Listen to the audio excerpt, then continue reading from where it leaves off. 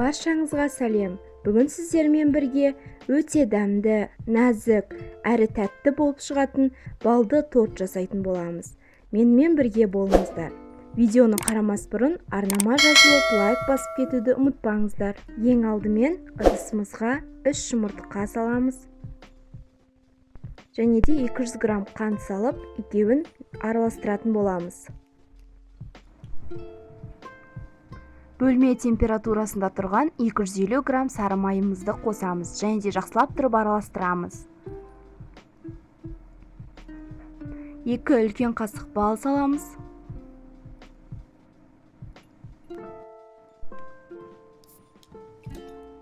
110 грамм жылы сүтімізді қосамыз. Және де жақсылап тұрып венчикпен араластырамыз.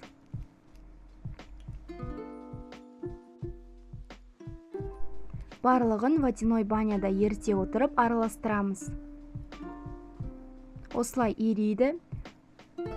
Одан кейін оның үстіне 1 қасық соданы уксуспен қайыстетіп алып қосамыз. Және де жақсылап тұрып араластырамыз.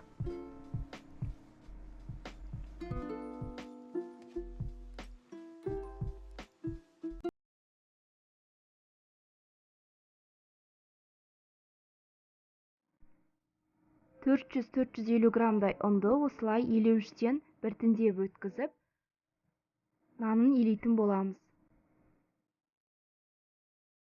Және де осылай араластырып отыру қажет. Және де осы кезде қоюлана бастайды.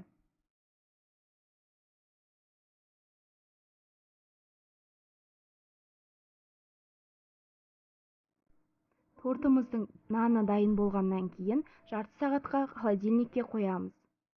Және де оны жарты сағаттан кейін алып, осылай жаямыз. Осылай домалақ етіп, бірнеше бөліктерге бөлетін боламыз. Және де бұл кезде нанымыз жабысқақ болып тұрады, яғни бал қосылғандықтан. Сол себепті де жайған кезде біз оған ұн сеуіп отыруымыз қажет. Сол кезде жабыспайды.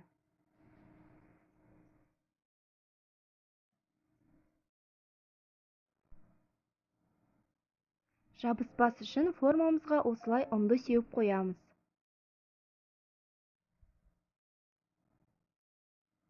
Және де дәл осылай орап отырып орналастырамыз. Сол кезде ыңғайлы болады.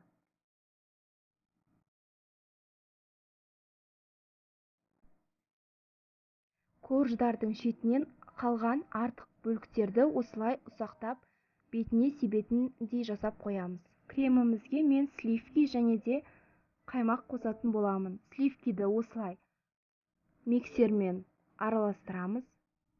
Және де 2 қасық қаймақ қосатын боламыз.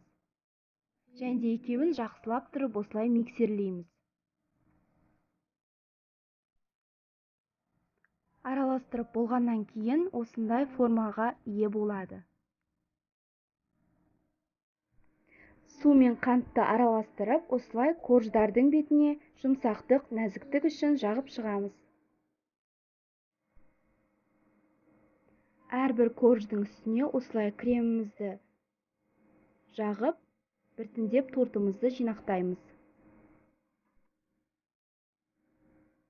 Тортымыздың бетін осылай әсемдеп шығамыз. Міне біздің өте дәмді, өте нәзік, тәтті болып шығатын балды тортымыз дайын. Ас болсын, міндетті түрде жасап көріңіздер. Сіздермен бірге болған Ас әлемі арнасы.